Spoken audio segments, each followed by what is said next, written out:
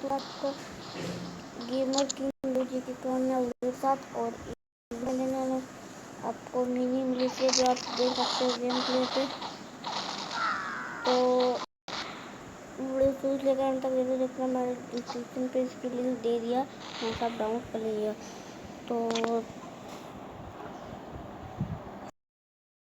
Download description पे link forward कर दिया था, तो वहाँ से डाउनलोड करके चलिए वीडियो स्टार्ट करते हैं।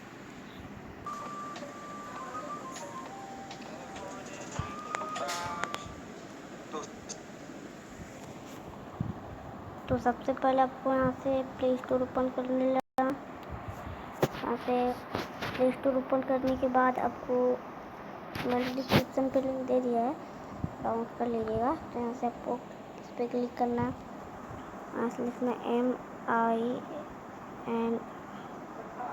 MINI मिलिशिया, तो फिर आ जाएगा।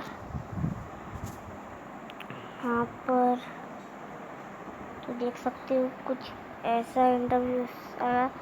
वैसे आपको इसे डाउनलोड कर लेना है, तो मेरा डाउनलोड ही है ऑलरेडी, तो मैं डाउनलोड नहीं करूँगा, तो आपको भी इसे डाउनलोड कर लेना है। तो आज मेरा अपडेट मांग रहा है, तो मैं अपडेट दे देता हूँ फटाफट।